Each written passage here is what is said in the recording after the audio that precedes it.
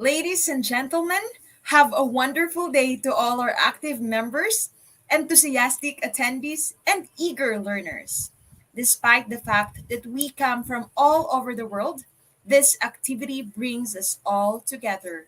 Welcome to the Institute of Global Professionals, where you can expand your knowledge, innovate, inspire, and make a difference.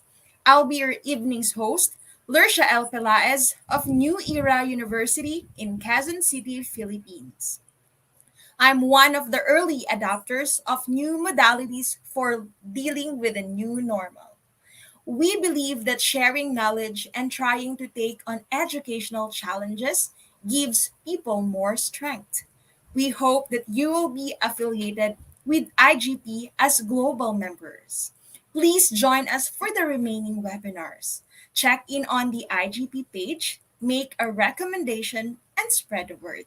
At any time, you can also like and comment on our webinar. Remember to tag your photos and share them with your friends and community.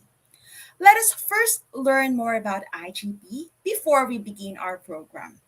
IGP is a global professional institution that serves as a resource for students and the community, as well as providing holistic social work and education to develop a skilled generation. Our mission is to empower people and improve the effectiveness of training and consultation around the world. We organize our webinars, trainings, offline and online courses with the best and most experienced speakers and coaches to provide you with the best learning platform possible. IGP is a social organization as well as an ISO certified training and education institute, internationally recognized, worldwide accreditation more than 100 countries, 100 professions, and 3,000 organizations. 700 plus speakers are expected. We have made a commitment to serve you. We hope that all of the webinars will be effective to your professional growth, and we hope that you will take part as on this long journey. Let me remind you once more to share, tag, and comment because your support motivates us to do better and we can provide better service to all of you. For the certificates, please go to www.eduigp.com, courses, the Power of Stories, a way of learning languages, and then click Enroll Now. This is the same link that can be used to get certified. However, we will give the code only in the live program. You will need a code to claim your certificate, which we will only share during our live program. And I would like to say hello to all the commentators from the comment section. Hello, Ma'am Mel Connell. Paul Cypress, hello to and good evening to. Thank you for all your warm welcome. Sir A.K. Adhikar, Ma'am Maria Teresa, thank you so much. And to drum up your interest, you can attend any of our free international webinars by visiting our official Facebook page, group, and YouTube channel. Every active participant will be given an ISO verified e certificate. We are thrilled to welcome you all to this magnificent wonders of power of stories, a way of learning languages. Please join us as we welcome our speaker for today. She is a research scholar from Sri Mata Vaishno Devi University, J&K, India. Her area of interest includes folklore, narratology, linguistics, and regional literature. She has international publications and is presently working on the narratological aspects of Dogri folktales. We are proud to present our speaker for today as she brings us to the power of stories. Ladies and gentlemen, let us all welcome a research scholar from Sri Mata Vaishno Devi University, Ma'am Devika Sharma.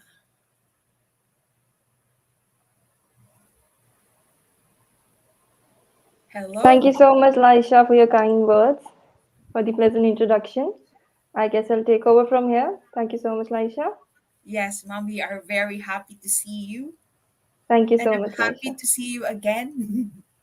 Thank you so much, Laisha. Yeah, I'm also happy to see you again. Okay.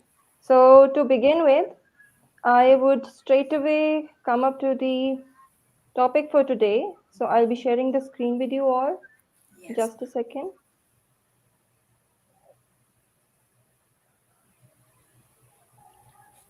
from I hope it is Carmelody. visible.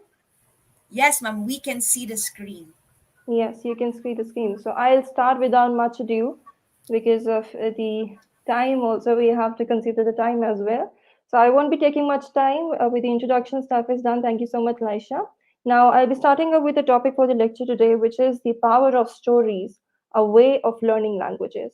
So we all know that learning language is not something new that we are discussing over here. We all have something or the other that we have learned except for our regional native languages, that is the second language. But my title today is not just towards the second language that we particularly learn. I can say English. We can also learn any of the languages of our interest on our own or with the help of the instructors as well. So today's topic will be dedicated to the learning of languages with the help of the stories.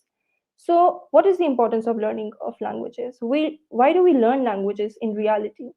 We learn languages for many of the causes. First, being when we travel, the basic thing, or for the career purposes, or any of the mental ability growths as well. So, there are so many of the researches which tells us the bilinguals or the multilinguals are mentally more advanced than the people who actually use only one language. So, this very much proves us that learning more than one language also benefits us as a human being. Now, why stories? Why would we use stories for learning languages? As you can see, the very first picture on the PPT as well, this reads a quote: "We are all made of stories." So this very much defines the importance of stories. There is like one of the Pennsylvania State University which has proven that reading stories actually help you enhance your own personality at the end. And also the basic skills that we need for learning language includes listening, speaking, reading, and writing. These are the four basic skills that you need to learn a language, and all of these things can be done by using stories. We use stories in our day-to-day life. About 65% of our personal communication, or say the talk that we have with other people, it comprises of the stories. Say for instance, you come home from a busy day and somebody at your home asks you like, how was your day? So you will perfectly make a short or big narrative to narrate the whole day of yours. That is what? That is a story. And stories helps you to explain better. It provides the context to your conversation. Except for that, it is the oldest form of communication. We are all well aware of our oral literature, of our folklore, from which we are born. Our grandparents telling us the stories, our parents telling us the stories. After the in the modern times, we have our books, the story books that we read, the stories, the movies, the videos, everything consists of stories. As you can see in the next picture, there is a child who's reading a book and a world is opening to him or her. So this is the fantasy. This is the fantastical world that is actually opening to a person who is using these stories. This world is not something new to him. This is a place where he wants to be, where he belongs. And what can he get from all these worlds? He can actually get something that actually helps him to learn languages. So, why do we need these stories? The basic concept is it helps us to learn naturally, just like a native does. A native is not forced to learn language. He or she is not given a grammatical book. Here is the book and learn your language. We, as a regional individual, we learn our language in a natural way. So, these stories actually helps a person to learn a language in a natural way. For instance, I've written this small story for you. I just formed it before the lecture.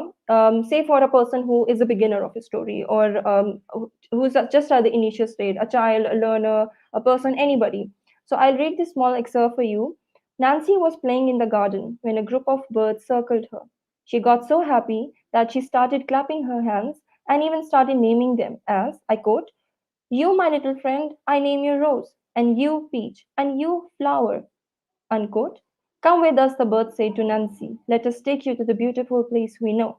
So, what does this excerpt tells you? On the basic level, I'll tell you what you will learn from here is the conjunction and. Because I'm using and again, it will set into your mind because it is in the repetitive phase. And of course, when you read these two words, rose and flower, rose is also a flower. But now you have learned that there are flowers, and one type of flower is also rose. So these are the basic things that might look minute on the surface level, but of course bring a very much deep impact on your head at the end. So coming up to the PPT, I'll start with the introduction. I guess I've given a brief of what we are going to discuss today. Language learning enhances global identity. This is very well known to us that all of us are studying these second languages so that we can just grow globally. We can visit places globally, and we are no more, cocooned in our own areas, and we can enhance our living. It is also a kind of production of our physical, or you can say a personal identity as well. We are more confident.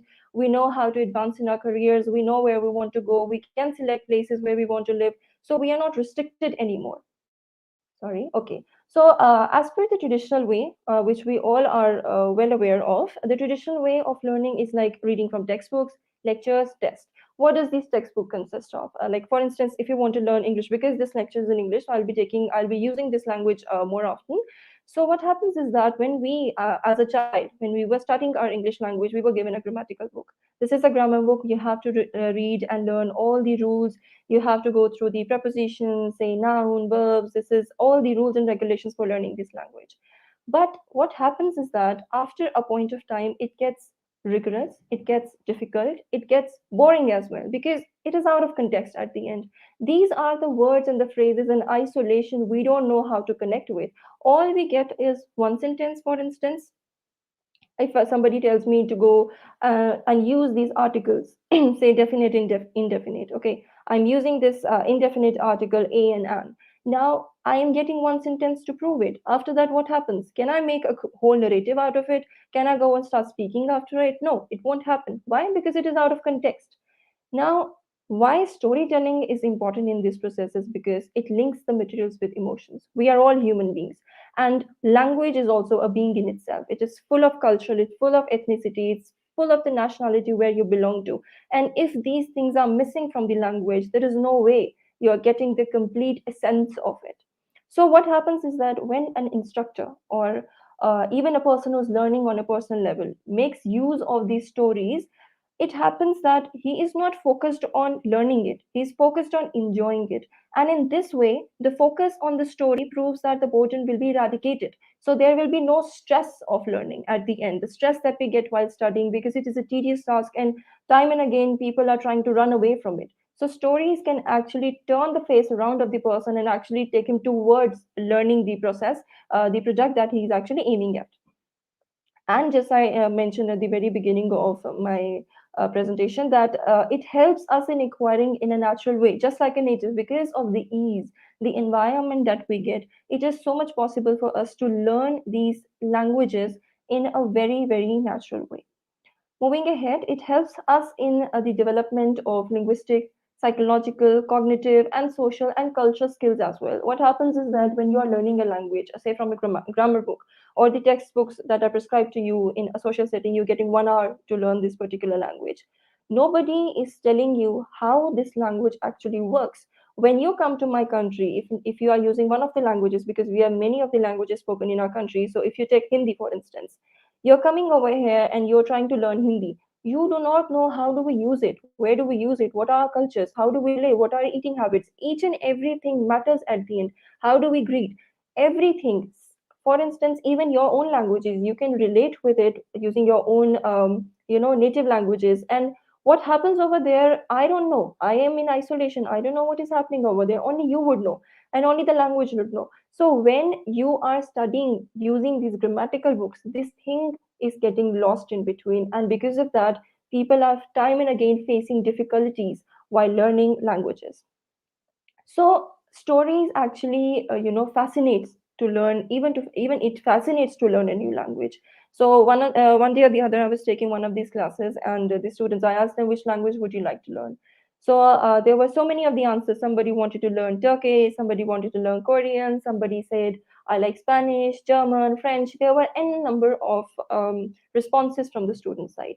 Now, is it possible for them? They are already interested in it, but is it possible for them to learn? Because there can be any of the reasons, unavailability of the instructor, or say they don't have the proper setting, or they don't have the time, because these are some extracurricular activities. And one of the person said, I want to go to Arabia, so I want to learn Arabic.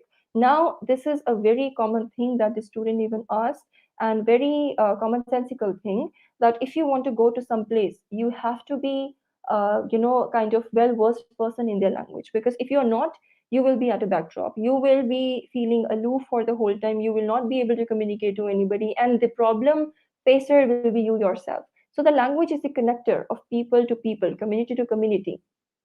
So this storytelling method can actually fascinate you to learn new languages as well. We have seen many of the instances where people watch series, say in Spanish. We have a very famous series right now going on. It's Money Heist. It is in Spanish.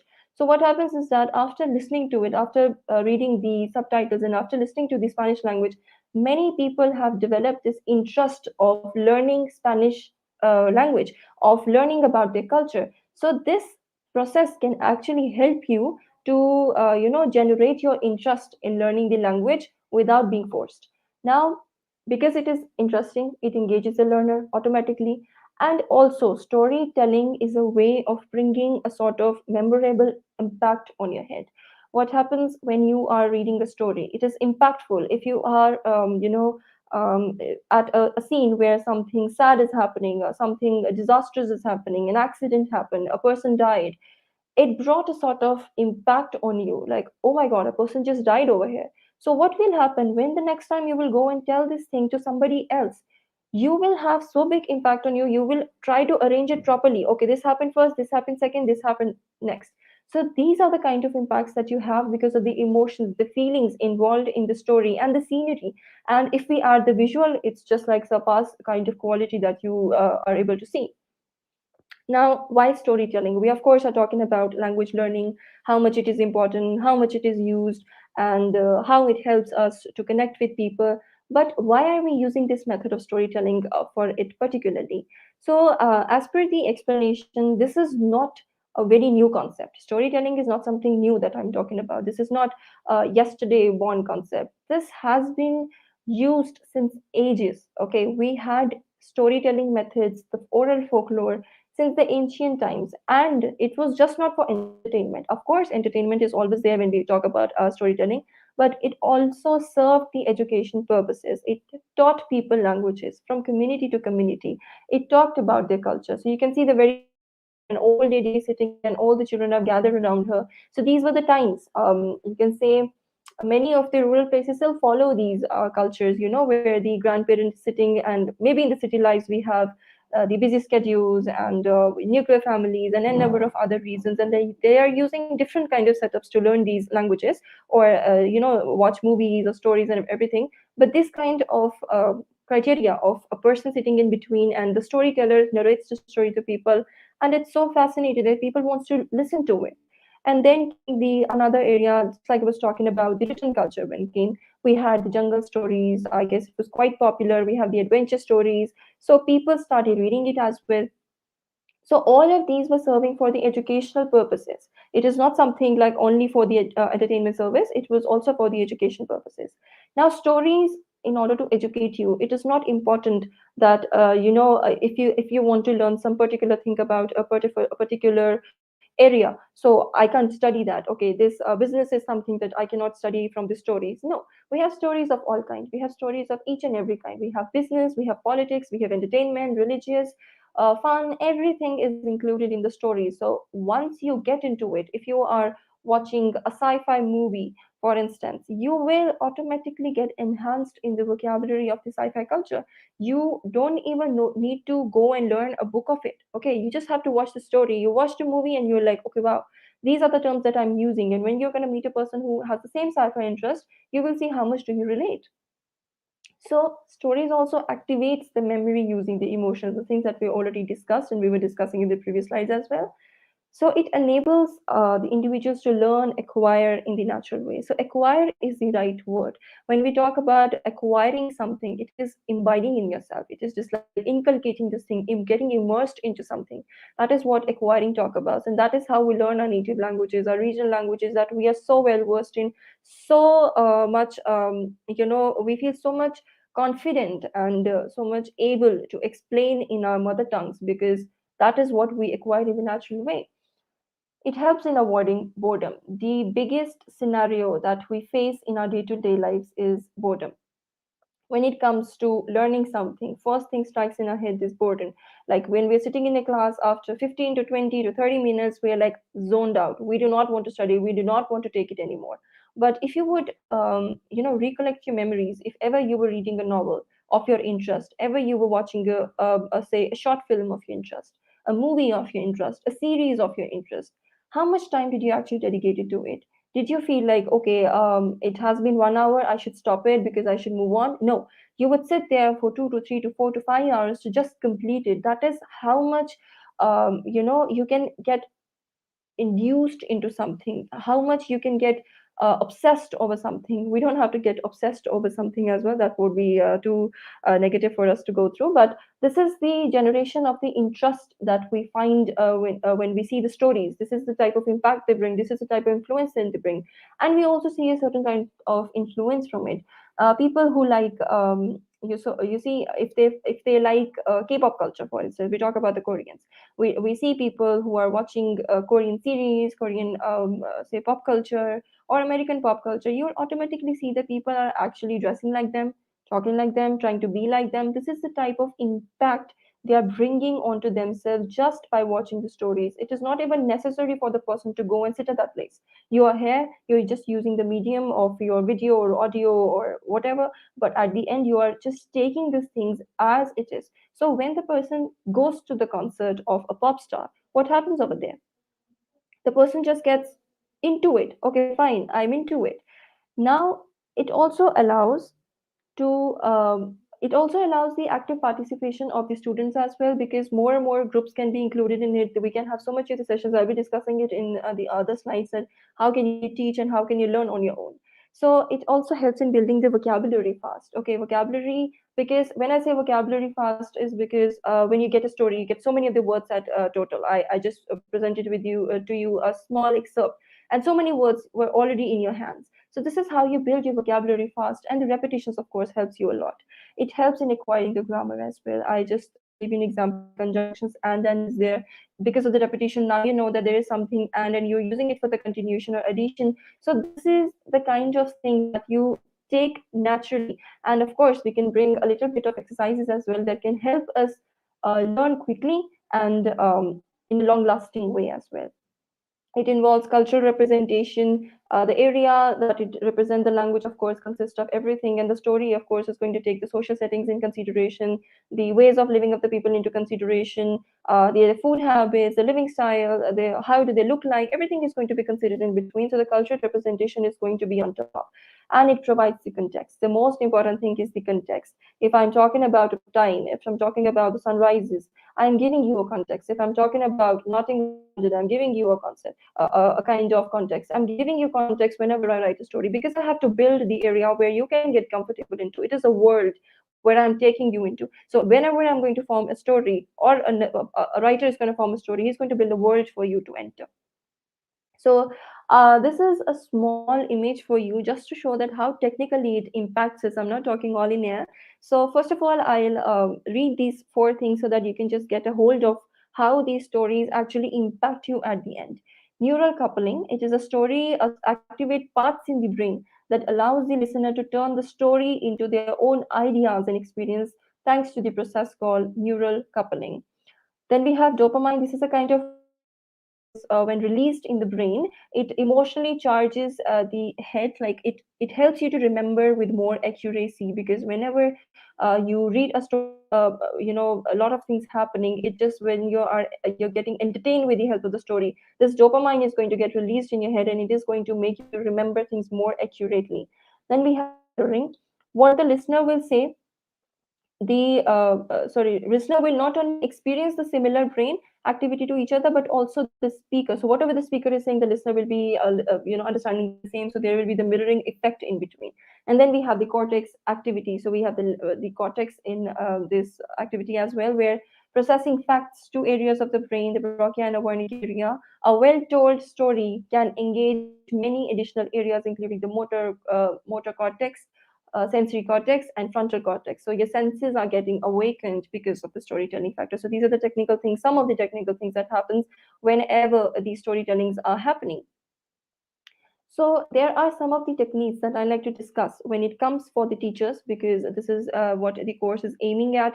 How can you make somebody learn a language, even if we're going to the classroom setups, except for just sticking on to that rough grammatical learning rules, we can stick on to other things as well when something is being taught in the class.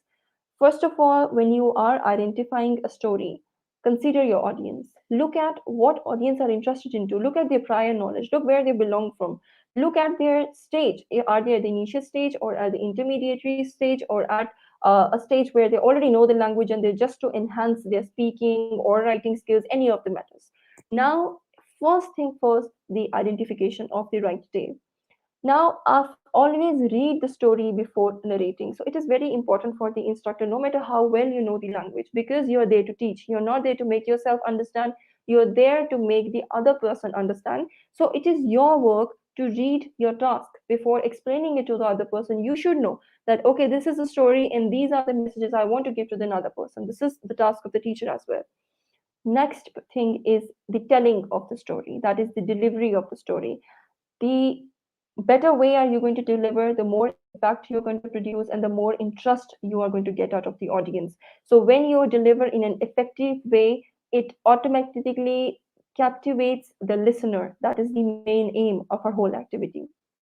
Now, another thing that a teacher needs to do is make them short down about the important elements in a story. We all know there are settings, characters, there are dialogues, there are characters, there are so many of the things that happens in a narrative.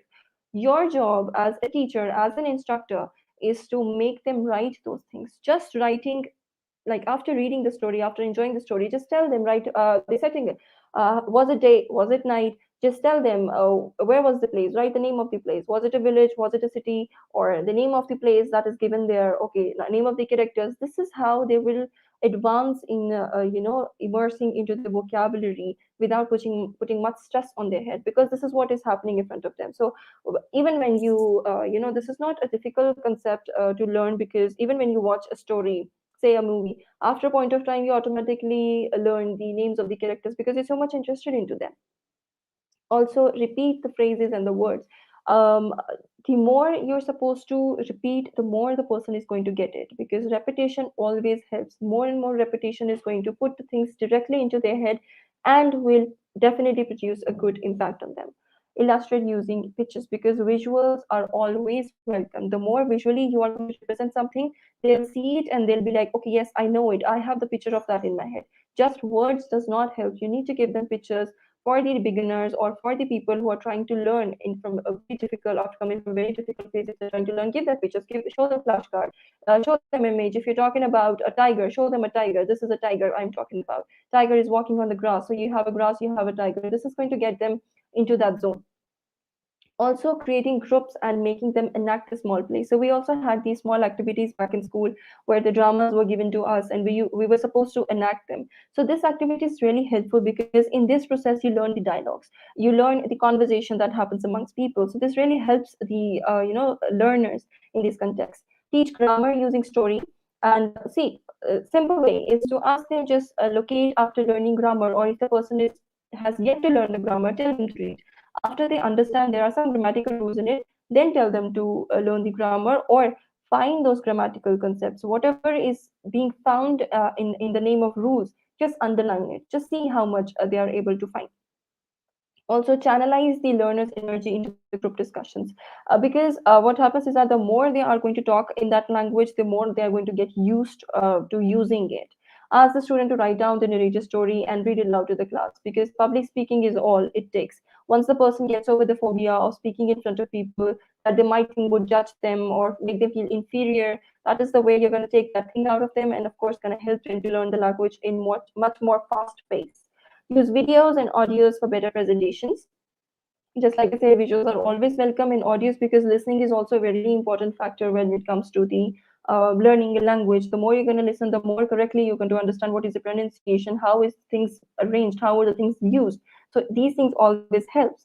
Emphasize on endings and conclusions. The endings are always supposed to be impactful. Try to repeat something from the story because the end is where the person is going to come. Okay, finally it is ending, so everybody is interested in the ending. Once you mess the ending, you're messing the whole story, the whole activity at the end. And now is the another activity for the learners, the people who are actually trying to learn at their own place, or the people who want to learn something extra, or after reading from taking the classes from the instructors as well, you think you want to do something extra with the learning methods, you can choose opt to these methods. Choose a story of your choice. First and the foremost thing is your interest. Your interest is all that matters. If you're into detective stories, go to detective stories. You're into romance, you are into fiction, you're into fantasy, you are say into something spacious, or talking about space, talking about dark humor, any of the things of your sort, any of the genres you can choose, but it has to be your interest because that is how you're going to stay intact with the story. Read in routine because it is practice that makes a man perfect. The only hard work that you have to do is the routine. If you're going to break the routine, you are going to break the link with the previous setup, and it is going to, not going to bring you positive results. Note down the new and difficult words. As a reader, as a learner, you know this is the place when I'm facing difficulty. You're finding a big word. Say for instance, you're finding a word utilitarian. You see, this is a new word. I have never heard of it. I don't know how to pronounce it. Write that word. That thing, repeat it. Write it 5 times. This is going to first of all tell you the spelling of it. Then you can listen about its pronunciation, listen about the music, about its meaning. Everything is going to at the end jot down, as it's going to help you learn more and more and get into the language system more and more and enhance your whole language culture. Practice before yourself. This is the uh, best activity to do when you are home alone. You can just sit in front of a mirror and start reading a text. And what happens is that you will see, look at yourself, place a mirror in front of yourself, find small excerpts, read them aloud to yourself. Or even if you want to add something into it, put your voice recorder on, listen to how you're saying it. Are you pronouncing it in the right way? And then go and listen to the right pronunciations of it. Take a text that has been, take a podcast, okay, learn some a para from it, say it in front of a mirror, and then listen to your audio, listen to the podcast. Are you doing it properly? Are you doing it properly? These things are the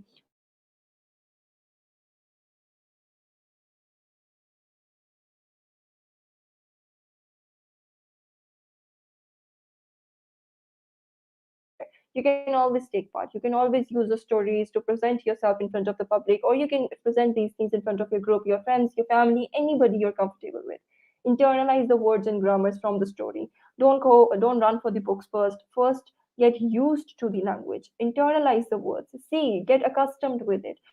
Once you get accustomed with it, automatically, when you even if you would like to learn them, you will see, you will definitely see that you are learning with much more fast pace because you're already used to it. You're repeating it time again. Participate in plays and storytelling programs because, just like I mentioned, you are going to use these dialogues, the communication that is the basic essence of the whole talk, human to human interaction. You're going to get those with the maximum vocabulary, with the maximum structure, which is not going to be found in the informal structures that a native speaker use. So this is a concept, like, only I've read it somewhere, only a native speaker only uses 10% of the vocabulary. So you're automatically away from the 90% of the words that you could have learned. And you could have also been the part of the scenario where out of the 100% you are using the 10%. But when you are only going to get the 10%, how will you make use of it? That won't be of any of your use. Are you going to use 0.1% out of it? That is not going to help you at all. So when you go through the story, you get a well formed structure, you get a grammatical structure, you get a context full of words or full of story. So out of that, you get the maximum outcome, and even you can become a whole, a kind of person who is taking out of that 100%. You're taking the 10% and using in your day-to-day life. Do not force yourself to learn, rather immerse in the process. So condemn yourself from forcing yourself for anything. This is your choice. This is your interest. This is your story. This is where you want to be. This is your fantasy world. You can do whatever you want. this is the world you wanted to enter. Immerse yourself into it, enjoy it. In the process of enjoying, you will see that time and again you are finding certain words, how you're actually able to read certain words that you thought that you'd never be able to do. Read and listen at the same time. This activity brings the maximum outcome when you are, say you can find a YouTube video of a text being spoken. You can take a text in front of you, you can read it and you can listen to it at the same time. Take small text, don't take big text. Take a short story, take a small excerpt or something, take an essay, take an article, take any of the thing of your choice. A small story that defines an incident or an event. Everything is a story at the end. Even the information about the space, whatever it's going on in today's world, everybody is forming them in the packets of small stories and selling it, and we as viewers are buying it. That is why we're getting interested in it. So your job is to just read and listen at the same time, because listening is the most important aspect as well. Because if you won't know how do we speak it, what would you do by just by reading? And also when you read, you want the things to be in front of you as well. You know what you are talking about. You have to know what the other person is talking about. So the reading and listening at the same time does helps you at the end. Solve creative exercises based on stories. So you can get these exercises easily available on internet, or you can build your own exercises as well, where you have to find out the grammatical structures being formed in the story itself. Or you can just build a story. This is a small activity you can do. You can just take one line of any of the stories, the beginning line, the opening line, and then continue writing your own story. So there are so many exercises you can do with the stories, and actually that can help you learn the languages. So there is this one small story that I have brought for you, which also has some moral that I'd like to share with you all. So I'll be reading it. Once, a group of frogs was roaming around the forest in search of water. Suddenly, two frogs in the group accidentally fell into a deep pit. The other frogs worried about their friends in the pit. Seeing how deep the pit was, they told the two frogs that there was no way they could escape the deep pit, and there was no point in trying. They continued to constantly discourage them as the two frogs tried to jump out of the pit, but keep falling back. Soon, one of the two frogs started to believe the other frogs, and they'll never be able to escape the pit, and eventually died after giving up.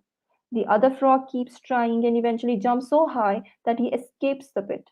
The other frogs were shocked at this and wondered how he did it. The difference was that the second frog was deaf and couldn't hear the discouragement of the group. He simply thought they were cheering him on.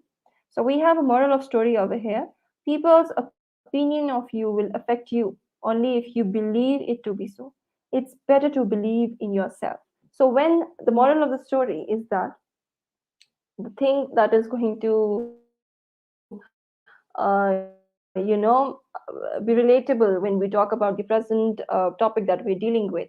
When we talk about language learning, it brings a lot of inferiority complex in many of the people who are not fluent. Even if they know the rules, if they are competent enough, the performance fails them. People judge them, people mock them. If you're pronouncing a word wrong, you would have found it many of the times you pronounced a word wrong and people started laughing at you. So it brings you down. It makes you feel bad at certain point that I'm not able to do it. So you don't have to take it as it is, like, okay, I am not good enough, I won't be able to do this. This is not your job. Your job is to take them as the cheerings around you. You have to take it as a task that I'm going to show you all that I can do it. There is nothing impossible in this world. So language learning is not impossible. It is so easy.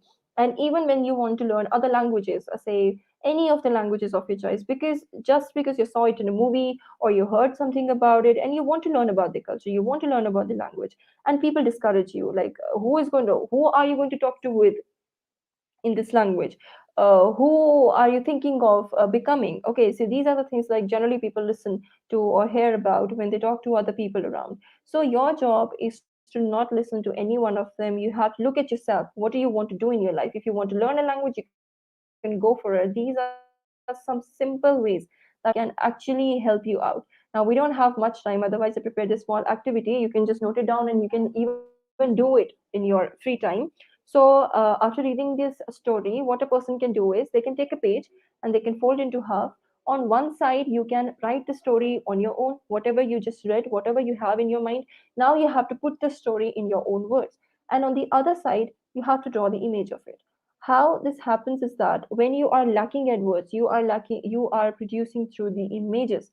Now, if you have the concept, if you know what is a frog, if you know what is a pit, if you know what is a community, if you know what is jumping, you'll be able to create a proper visual. And this is a way to check also, are you getting what is written or no? If yes, then of course you're going to get into positive results. If no, then you need more improvement. That is all. There is nothing to be saddened of. Also, retell the story to a friend, fellow, or group as per the availability. So, whosoever is, present around you, maybe a friend,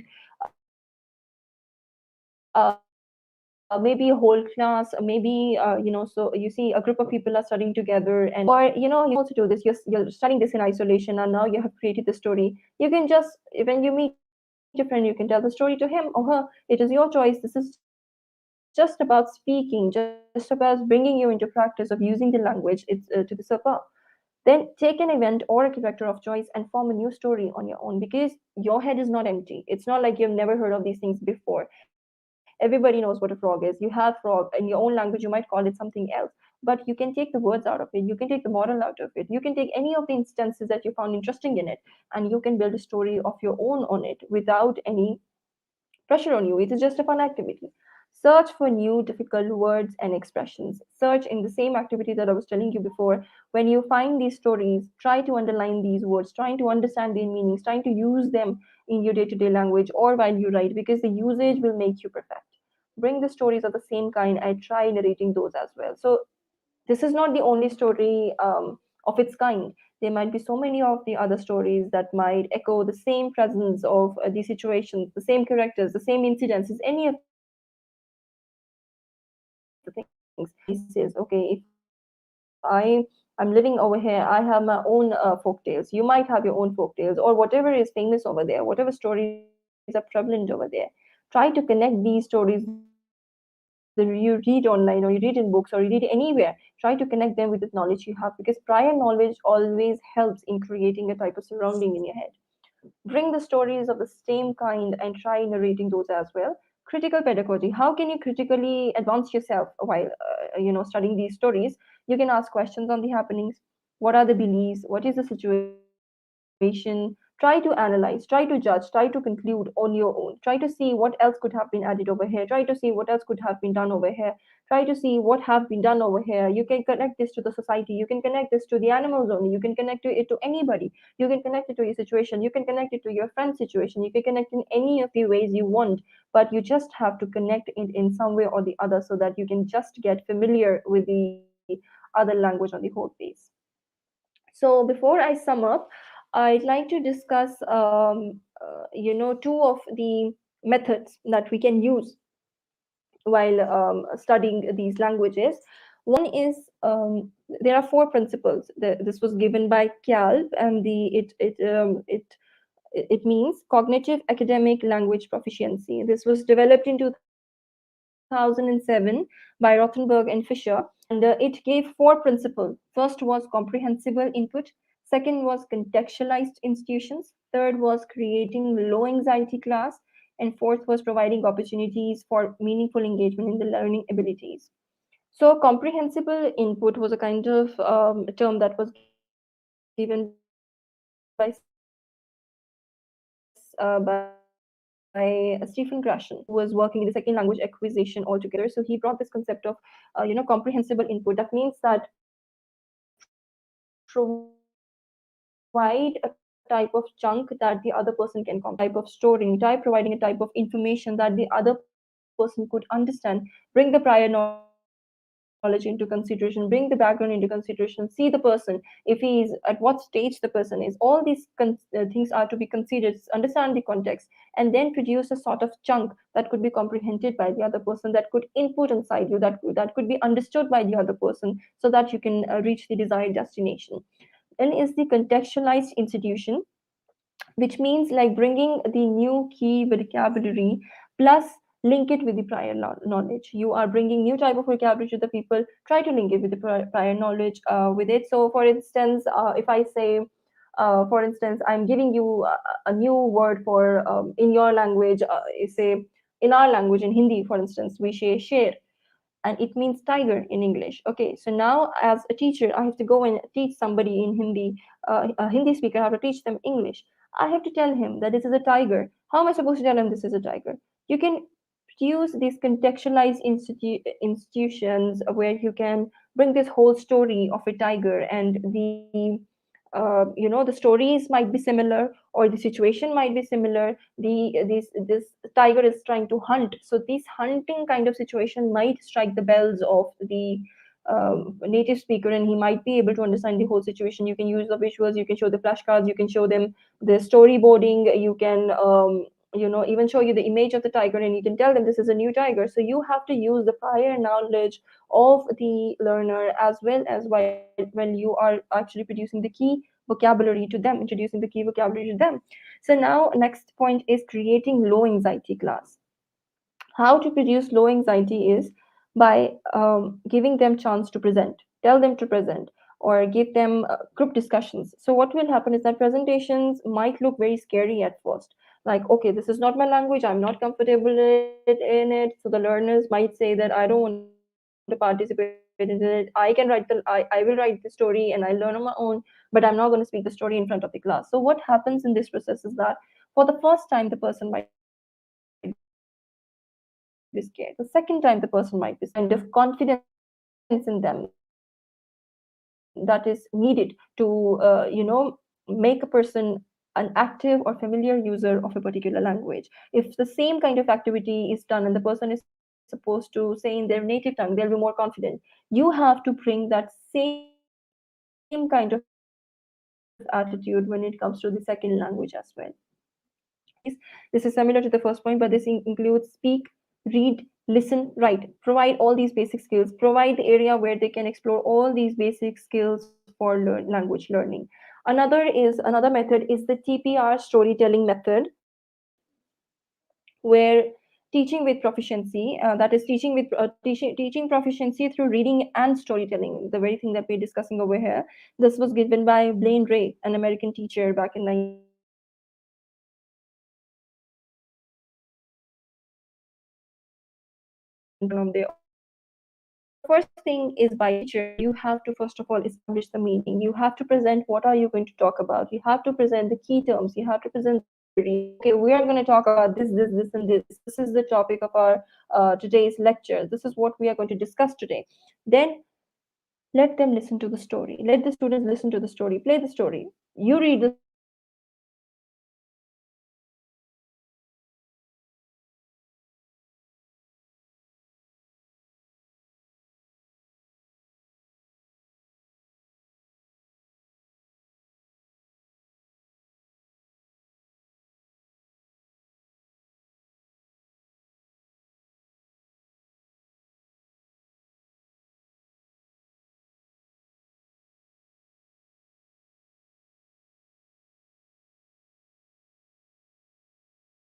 Then the next thing is that you have to vocabulary. What came first? What is that? What is that?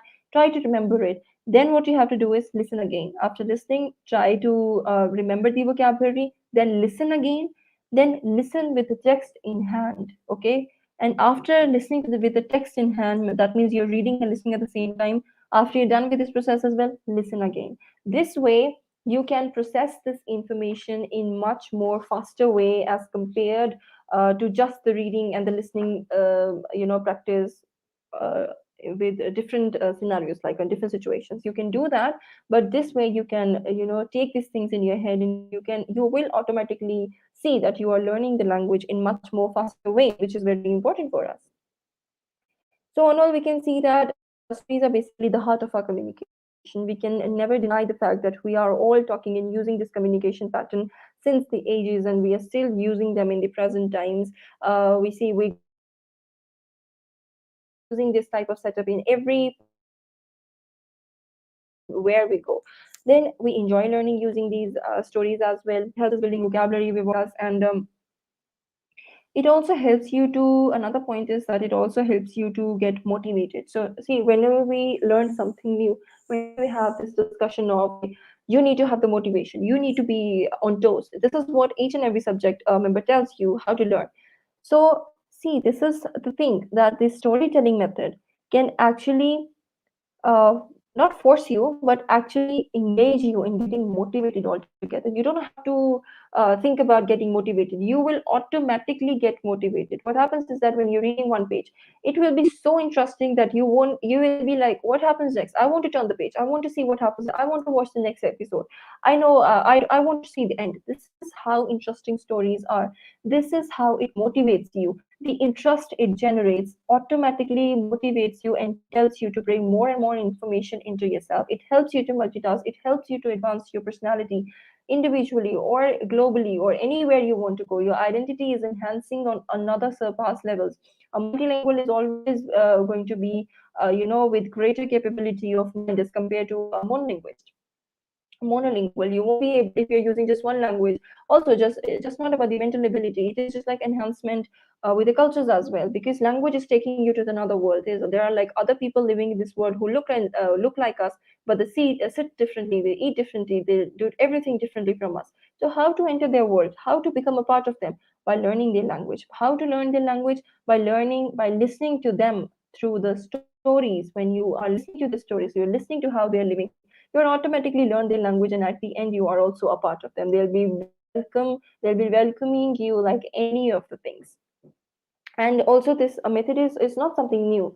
As we already discussed, it is a tried and tested method. We have so many of the tried and tested method. We don't have to go to ages ago. We still have this pattern of how we are learning the native languages. Nobody is teaching our native languages to us. We're just in the process of imitation. We're listening to people talking and we're like learning it. We're listening to stories. We're sitting in front of our grandparents. We're watching some stories in our language and we are totally immersing into it, and we are not getting forced into it, and we are the best versions of ours in that language. So we have to be the best version of our in the second language as well, with a simple, a kind of a light kind of method. It works for the beginners. Of course, we're talking so much about the beginners over here, but my focus is not just on the beginners only. I talked about the intermediate level as well. But even for the people who think that they are well versed in language, you can always develop your skills when it comes to language. And if you think that I'm good enough, I know what the grammatical rules are, I know how to use it, you still are lacking at the vocabulary, you still are lacking at the usage of it. How can you enhance yourself? With the help of the stories, you read it in your free time, and you're automatically coming across so many of the new words out there that you are automatically, enhancing your ability. Then we can use them for speaking, we can use them for studies, for careers, for so many of the other things.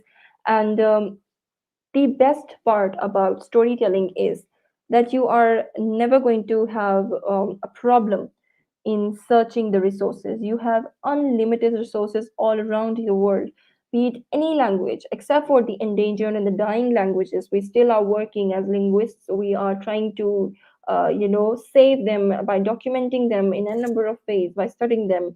As linguists are doing their works. But for the popular languages, for the languages of your interest, of course, any of the languages, we have so much of the literature written in that language. The stories. What is literature? There are the stories, so many stories. The history. What is history? It's a story of the past. What happened over there? So all these things actually help you understand their culture, understand their past, understand their present, understand each and everything that they talk about it. And of course, when I was talking about the after the beginner phase, you can move towards the fluency. Like, see, you know the rules, you know the language, you know how to write, you know how to perform, but you get stuck because what happens is that when we talk in another language, we're actually thinking in our first tongue. That makes the process a bit slow. So how can you get through that stop? Like, you see, when you're talking in some second language, any of the second language that you're using, you see you get stuck in between. Why does that happen? Because you're actually thinking in your first tongue. That is how embedded it is in your head.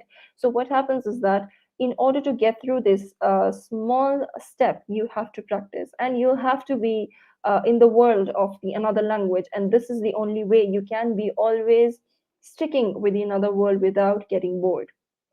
And automatically you get the access to the native content. So whenever, if even if you are thinking of shifting to some another country which uses some other language, you can always use this setup to enhance your skills so that you can become a part of it.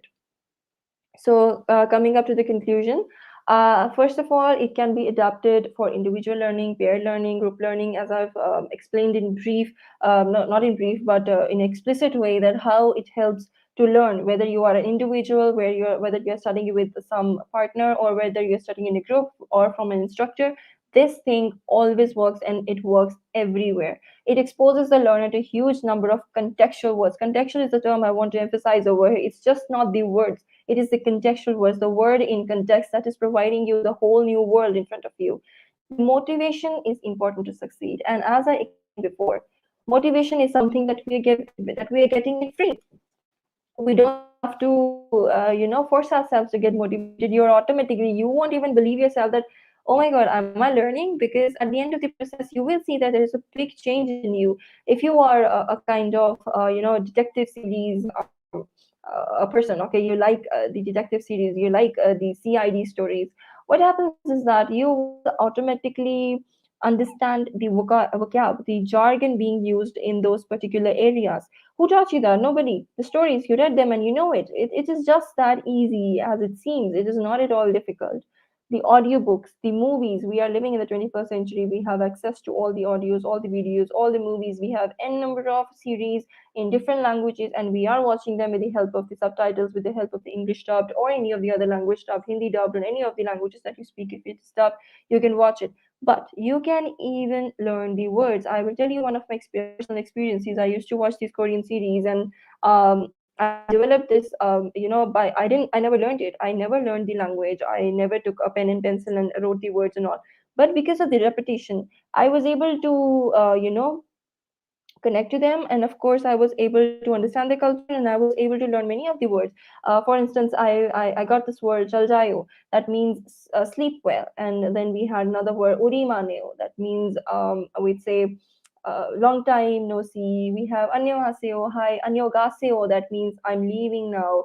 And so many of the other words that I was able to, vamuaso, I miss you, and so many of the other words that I was able to add to my dictionary without even forcing myself into something, forcing myself to particularly write them down, note them down. And now, after watching so many of the things, after listening to it, after reading to it, I think most of the times what happens is that if I would want to come and sit and write and learn it, it'll be much easier rather than the other process. Like if somebody comes in and gives me a rule book, these are the rules, I'll be like bewildered, like, what is that? I don't think I can do that. This is what happens when you are taking another path except for the stories. That has none of your interests in consideration. Then, even if not at the beginner phase, it can always help in enhancing your level, be it fluency, be it the writing skills, speaking skills, personality skills, your confidence. Everything needs improvement no matter how good you are. So, even if not beginners, you can always enhance your levels. Extensive reading and listening mixed with the pleasures brings the desired results. So, pleasure is important, of course, pleasure is required in there, and extensive reading, because when you're reading these stories, short stories, start with a short story, then you can move on to a novel, or start from a documentary, and then you can move on to a series or a movie or any of things of your choice, whatever you are comfortable in. And deliberate practice helps in enhancing your pronunciations as well. So there are so many of the words that we are unable to pronounce. You can always write those down, you can always listen to their pronunciations one time, twice, thrice, and you can just try to break the word and try to pronounce it. You'll be able to pronounce it in fraction of seconds. It doesn't take much of the time, and until you are not into it. If you are interested in it, you'll be able to understand it. So to conclude, I'll be using this one a quote of Mary Catherine Batson. She says, "The human species thinks in metaphors and learn to stories." With this, I end my lecture, and I hope this would help you to learn languages in future. And this is how you can practice these languages, be at your personal level or at the level of the teachers or any of the things that you're interested in. Thank you. Thank you so much, Ma'am Devika Sharma, for delivering such an amazing presentation. It really Thank you. captivated everyone. And thank you for taking the time to give us this presentation. It really helps us understand how stories can connect people and how it can be the source of motivation for us to be successful, especially for the educators right now. Many of the attendees are educators, and it can also Yeah. build literacy faster. They can do better at school. It can also increase cultural understanding. So thank you so Thank much, you. Um, Thank you so your much. presence here was really engaging, educational, and fulfilling. We really wish for more success to you. Thank you so much. I'd also like to thank all the commenters who are commenting in the comment box. I read all your messages and I'm really grateful. Thank you so much for listening to my presentation, and thank you so much for the best wishes. I wish you all the well. And now I'll beg your leave. Thank you so much for having me. Thank you so much, Laisha. It was wonderful having you as the host. I'll take your leave now. Thank you so much. Thank you, Ma'am Devika. We will see each other again for the question and Yes, answer session. yes, Thank you sure. so much. Okay, bye. And now it's time for the quiz competition. Everyone is invited to join. Your participation is really appreciated. Come and join now.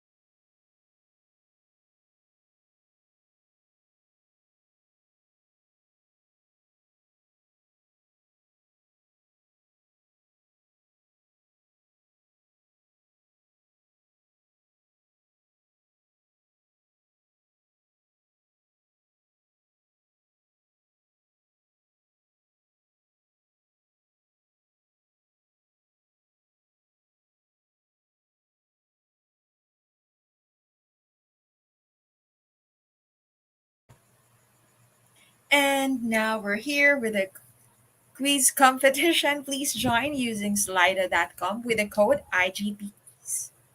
And welcome participants Evelyn Waperi Marites Rivera, Dr. Raja Sudhakar Vachaure Marigold Alog, Halbert Legaspi, Ma'am Corazon Quintana, Gemma Benelada Veneranda Jordan. I love to read all your names. Thank you so much for participating. Romel Jan, Ida Ramirez Martinez, Carmela Jane, Mamleya Facunla, Paul Cipres, Rommel Jan Aquino, As Ashok Kumar Adhikari, Her Helbert Legaspi, Dennis James, Jeffrey Salem, Nico Den Miro, Anna Marie Joy Mercado. Again, for those who wants to join, please join using slido.com with the code IGP quiz, and the link is already posted in our comment box. This is brought to you by Institute of Global Professionals. Innovate, inspire, and impact. Leoncia Sumikad, hello. Ginaline Resurrection, Ginaline Villar Resurrection. Joy Lee Katan, alias Austria. Eglantina Shehu, Nikodan Miro, Ferus Akbarov, Jeffrey Salem. Thank you for sharing the code King Monute. From Manolita Ramos Oligo, tip number 11, we should assign reading comprehension either by class reading, free voluntary reading, homework reading, or shared reading. Thank you for that, Manolita Ramos Oligo. Romel Jan Aquino.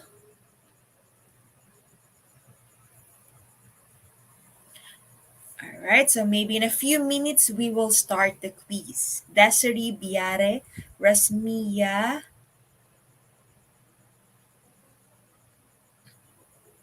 Please, all right, well, I started the quiz. When people are learning a new language, they first hear it spoken. This process is called listening or hearing.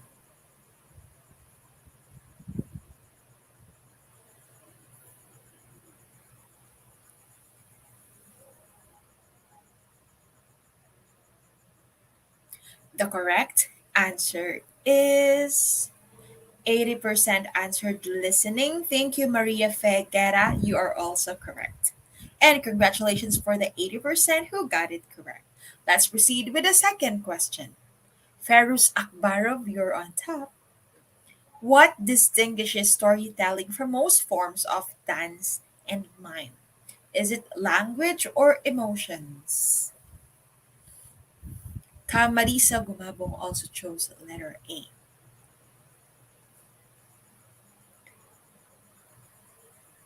Language or emotions distinguishes storytelling from most forms of dance.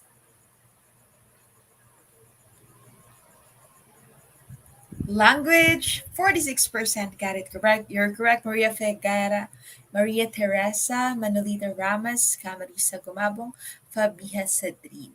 Romel John, you're the first in line.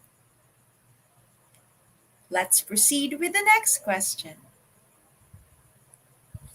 At its best, storytelling can directly and tightly connect the teller and audience because of its A, interactive nature or logical nature. What will be your answer?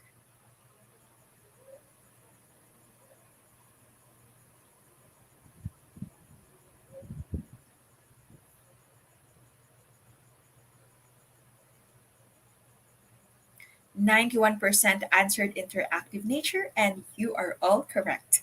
Congratulations.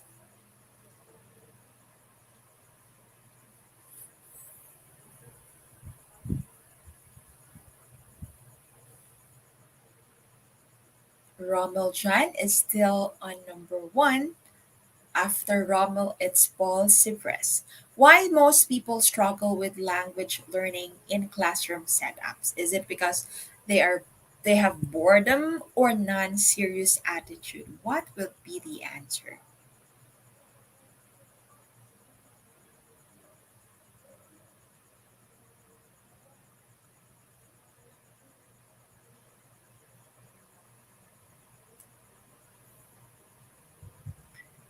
57% answered boredom, and yes, literally, people struggle with language learning because of boredom. Very good, everyone. Lamberto Piletan Jr. is on top right now. Stories with different mechanisms like emotion, visualization, exaggeration, movement, and connections helps in memorizing or reading.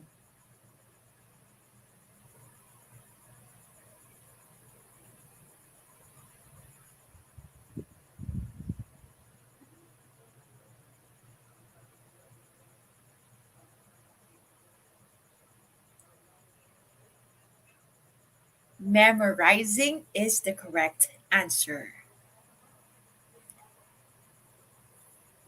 I can see from the comment section all your answers. Thank you for answering also. Julius, you're on top right now.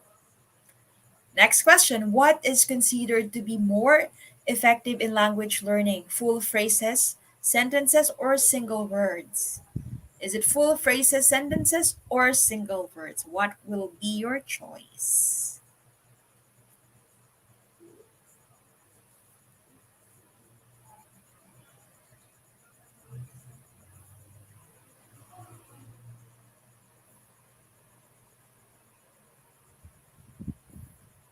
Full phrases or sentences should be considered as the more effective in language learning. Congratulations to all the who got the correct answer. Next question. When you read or listen to stories, you have the opportunity to grow a huge vocabulary in your target language. Why? It's exposure to huge numbers of words or out of context words.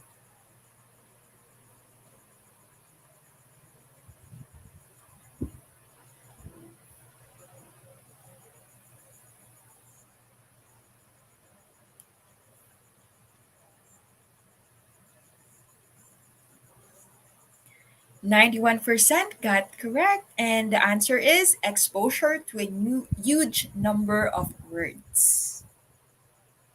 Now let's proceed with the number 8 question.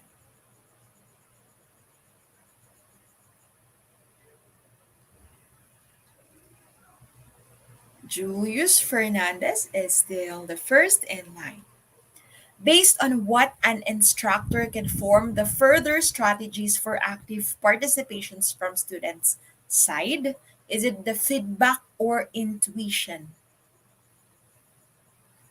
Well, Joe Levy Galardis, you get the correct answer a while ago with our previous question. You are correct.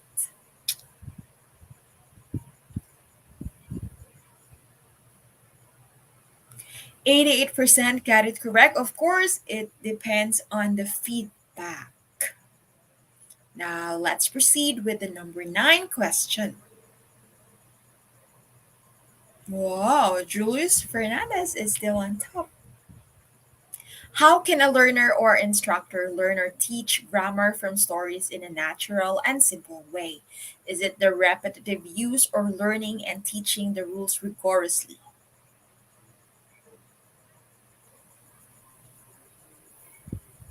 I can see answers from the comment section.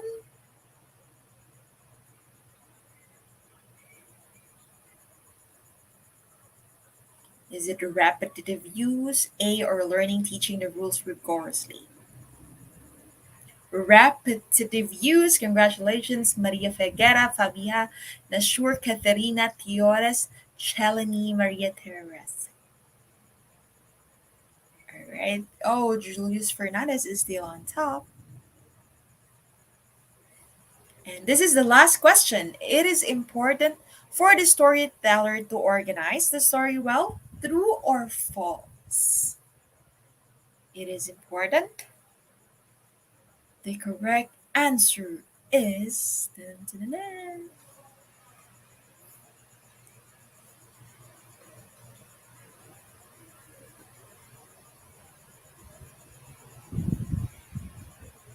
Many answered correctly. Congratulations. Yes, of course, it's true. If the stories is disorganized, I think there will be no reason to read a story because there will be no content or proper ending. It's just my opinion. So, congratulations for the top three. We have Eglantina Shehu. Second place is Ginaline Villar Resurrection. And congratulations to our first place. I'm so excited to read who is the first place. Oh, fifth place, Ferus Akbarov. Fourth place, Joel Bernasor. Third place, Eglantina. And all the top 10 winners will receive their certificate. And let us give a round of applause to our first placer for today's quiz competition. And I can also see some comments. Congratulations. Thank you all for your support and participation. And now let's proceed with a question and answer session. Please prepare your question for.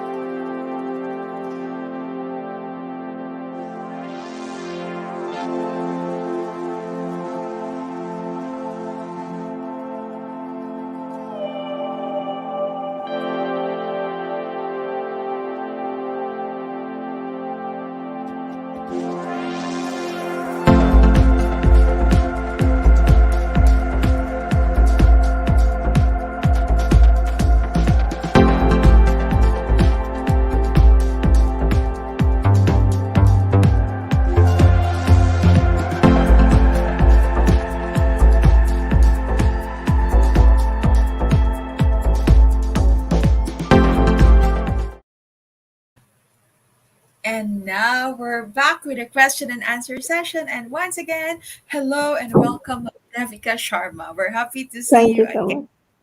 Same Oh, here. we have the first question for you, ma'am, from Manolita Ramas Oligo. How does storytelling improve language development? Okay, so Manolita Ramos Oligo, your question, I'd like to answer it in simple words. As much as vocabulary you are going to come through.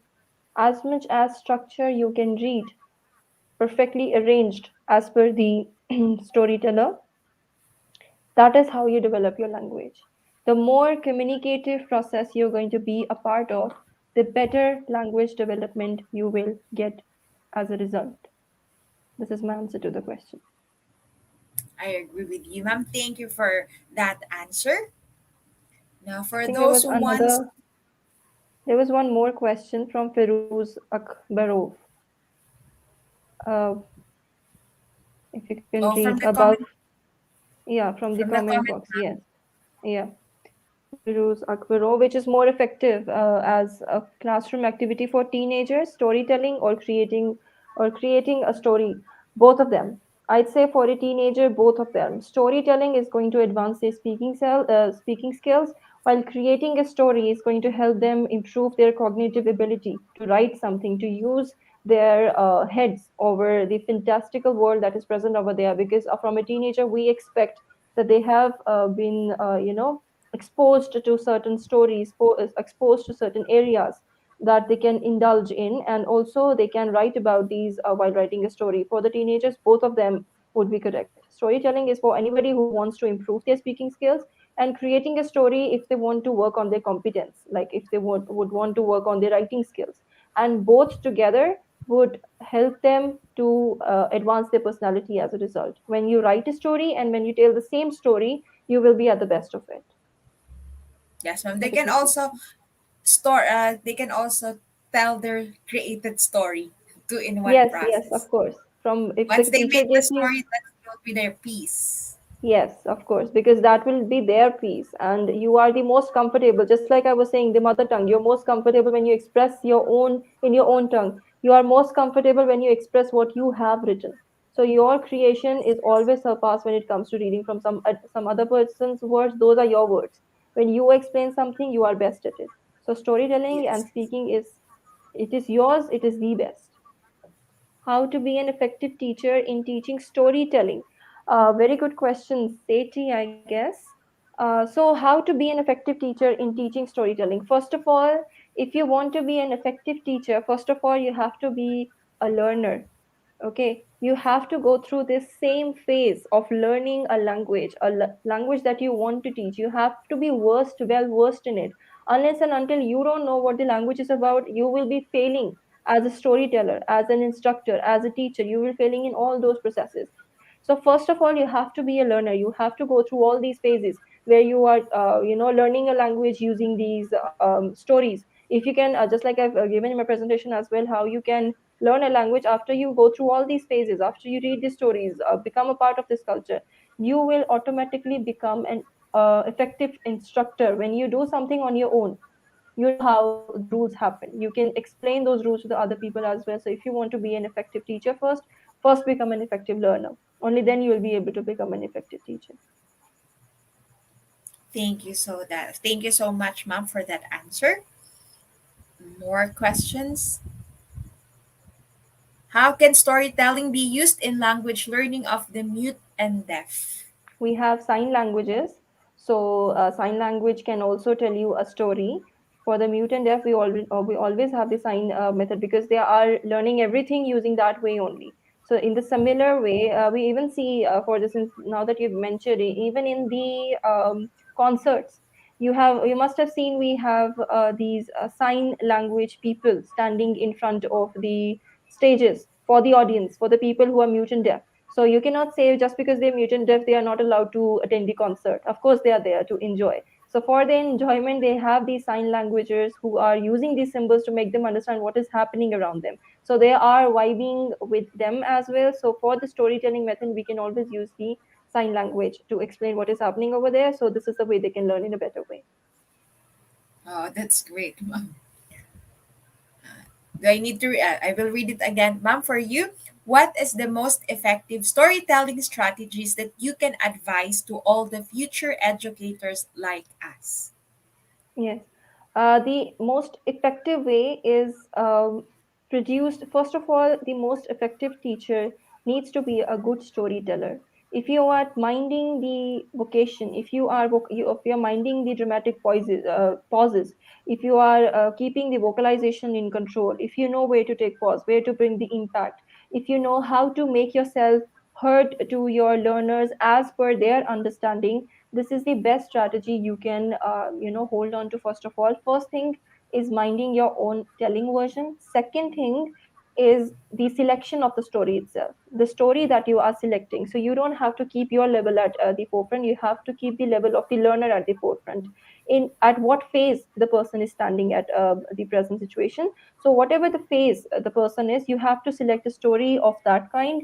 You have to improve yourself as a storyteller, and after that you give them the activities as per the availability. If you can, if you think this is your intuition, this is your way of teaching, because you are also a teacher at the end, if you think that the group discussion is going to help you a lot, a group discussion is what your community is comfortable in, choose the group discussion. If you think individual person needs to be developed, if it is a small class, say a 10 student class, you can bring each and every student out in the class and tell them to narrate a story. This is the way. Or you can give them the stories as well to read, to write. All these things add up, and for the most effective way, all are effective ways, there is no way that is not effective, and story itself is effective on its own. So you just have to be a good speaker, and you just have to be a kind of person who understand that comprehensible input concept, that you have to know that the chunk that I'm giving to the audience over there, are they able to comprehend it or no. If you can consider these two things, you can easily make the people understand whatever they want to learn. Thank you. Noted, ma'am. Thank you for the answer. Now, from Sarah Jessa, what is the general atmosphere of the classroom on teaching storytelling? It is um, it is anxiety free. To put it in precise words, there is no anxiety in the atmosphere where you are teaching using the stories. It is free of boredom. You don't have to be strict. You don't have to bore the people. You don't have to create anxiety. You have to create a very light atmosphere where people feel free. You can even adjust the classroom in your own way. You can make the students sit in front of you. You can sit on a table and make them round around you, around like all around, just like a storyteller. I showed you this story where the old granny was sitting and she had so many of the kids around her. You can create that kind of setup as well. You can create a kind of visually aesthetic kind of class where you have clouds, trees hanging on from all the places. So your atmosphere is supposed to be anxiety free, where the student does not think that he or she is here to rigorously learn something. He is there to enjoy. He is there to immerse in the process, rather than get restricted by the process of learning. That will be my answer for Sarah. Thank you so much, ma'am. From Leoneline Marino, what about in teaching children with special disabilities? What strategies can we use in storytelling for special education children? The same, like I guess the mute and the deaf people, especially abled people, I told about the sign language. For the rest of them, they are not different from us. If the person can listen to us, I guess the storytelling attributes gets are completely acceptable to them as well. So there is nothing special you need to do with them. Of course, they are special, but they are not. You don't have to give them some different kind of treatment, because they are just like us. It is just for the people who are at a side where they cannot listen, or they cannot see. For instance, if they cannot see, make them listen. If they cannot hear, make them read. And if they cannot do both, you can just help them with those beads that we have. You always have that small structures where they put their hand and they make sense of the things. So similar way, just the way they do other things, you have to use a storytelling in the same way. Thank you, ma'am, for that very helpful tips. Actually, I read it from the comment from Ma'am Julie Valencia that she is very thankful for the tips that you shared. And from Maria Teresa Yamba, what are the things to avoid during storytelling? Yes, very important question, Maria. Of course, we are all talking about storytelling, but we are not talking about what we should not do. What we should not do is, first and foremost thing, don't bring a difficult story into the class, or a long story into the class. Say, for instance, a class period is for 1 hour. Okay, you can't teach for 1 hour. That is the first and foremost thing, because the student will get out of hand. You have to give them the rest. You have to give them the extra perks of not teaching them for the whole hour. But what you have to avoid is not bringing something with very different, difficult vocabulary, something that they cannot even comprehend, something that they are not interested in.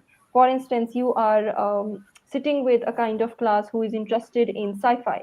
You don't go to them with the detective stories. That is a whole wrong approach. Above that, you don't.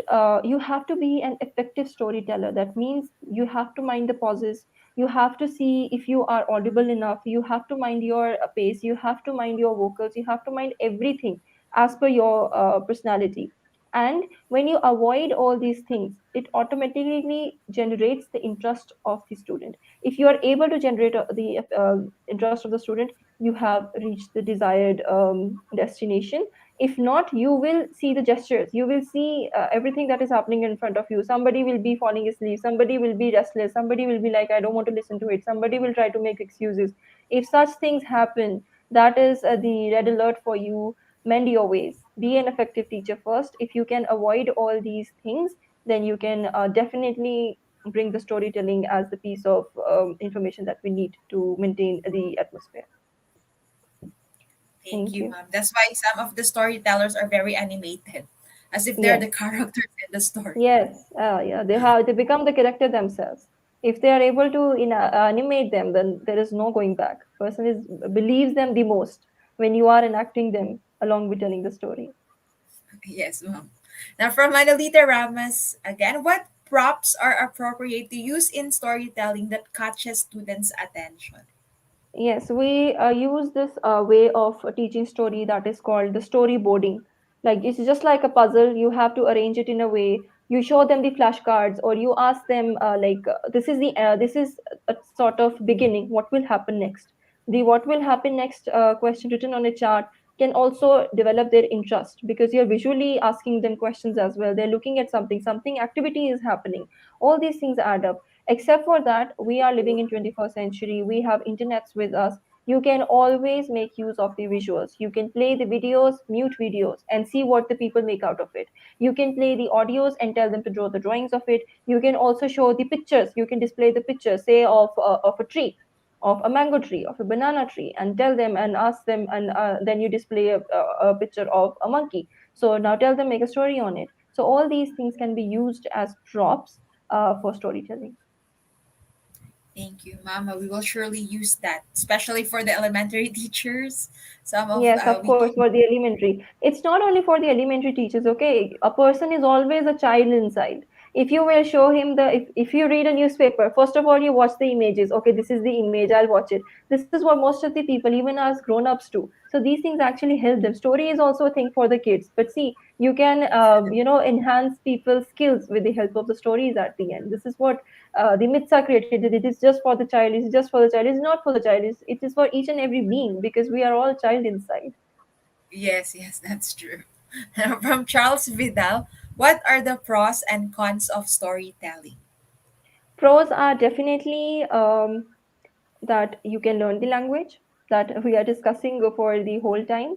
And cons, as such, are only when you misuse it, use it in a wrong way. Cons will happen when you are using these factors of boredom, you are using boring stories, or you're using long stories, or you're using the stories from the very beginning with in which people are not interested in. If you're forcing the story on somebody, then it will definitely become a con. It will become a kind of pressure on somebody that they do not want to take, and definitely it will not lead us to the results, and the child or the student will fail to learn the language on whole, and will be scared of the stories at the end. He won't be watching any of the things. You don't have to scare them off, you'd have to make them comfortable in the zone in which they belong or they want to be as per their choice. So we should always make use of storytelling appropriately. That's why we have to Yes, choose the story, ma'am. yes, it Applicable has to to be this age. appropriate. Yes. Yes, Excess of yes. everything is bad. If you are like inducing excess of it, again you are scaring the people off. You have to give the right amount in the appropriate time. Timing and atmosphere is everything that comes into being. Noted, ma'am. Thank you so much for that.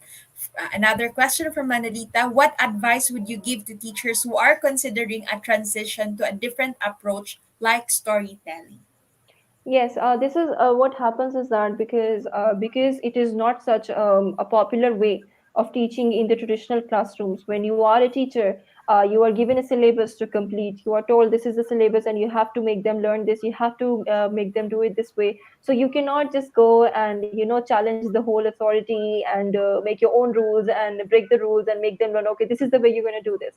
But when you enter a class, you are an independent variable. It depends upon you how you make things understandable to people. So all you have to do is you just have to bring a little bit of innovation. That is, with the grammatical book, bring these stories in between. Like, don't give the grammatical book straight away to the student. Of course you're going to make them learn that. It is your job to make them learn that. But all you're supposed to do is first make them read the story in a natural way, and after that make them read the grammatical book. This will make it easier for them to learn those grammatical rules, and of course it's going to help them at the end. So just bring a little bit of innovation. That is it.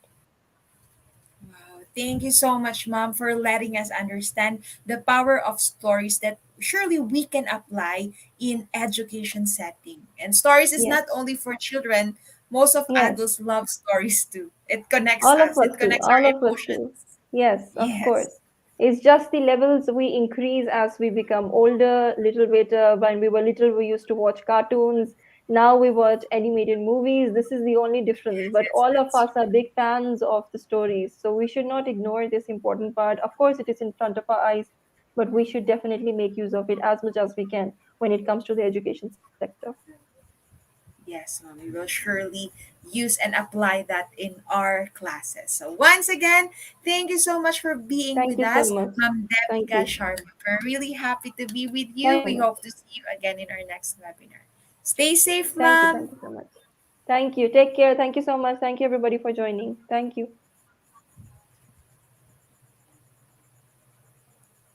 And now let's have some reminders on how to claim your certificates. So we hope that you gained knowledge from today's webinar. And I would like to read some of the comments. So from Marivic Villanueva, thank you IGP for making this daily webinar possible. It helps us a lot. And I've learned a lot. Thank you so much from Nova May. And thank you, Ma'am Julie Tiberio Valencia. And please note, dear learners, we saw that at this moment you feel difficulties with using the website. We notice all the things and working on it, which is not our problem, but still our technical team working on it. Thank you for your patience. For the certificate, please collect the certification link and certificate code at this moment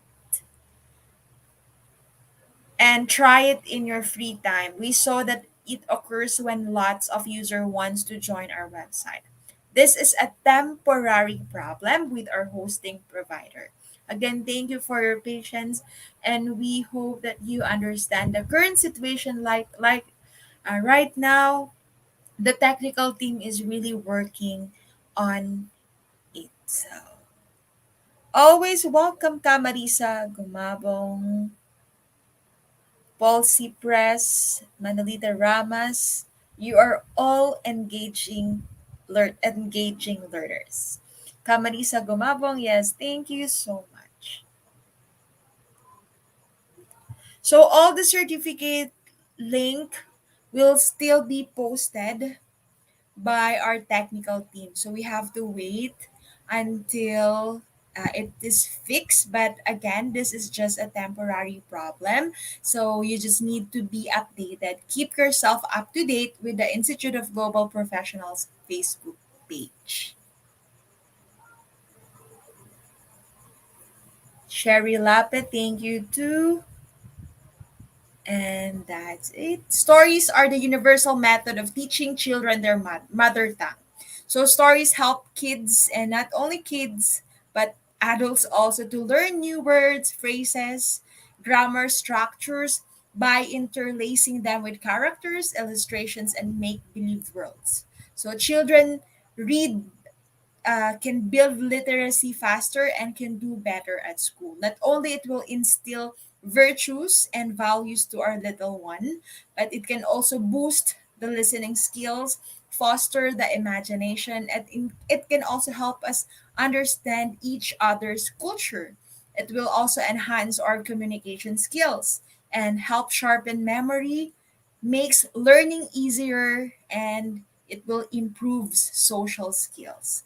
So, this storytelling, the power of stories, can capture the complexity of experience, and it can reflectively process the stories to develop skills among our learners. So, we hope that we learn from these perspectives and we can truly enjoy the power of stories in our class. Dear aspirants of knowledge, thank you for joining us today. Please leave a review, check in, and recommend on our page. And spread the word to your friends and community.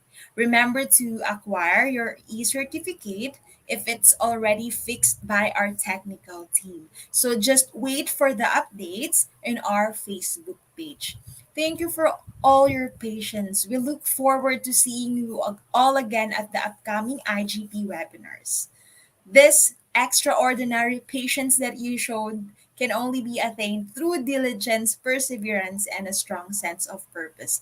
And I know that we are sharing the same purpose, and that is learning together, even in this virtual world. So, for the team and for the attendees, thank you and congratulations, and thank you for your patience. Once again, I'm Lersha El Pelaez, your host from New Era University, Quezon City, Philippines. I would like to thank you all for joining us.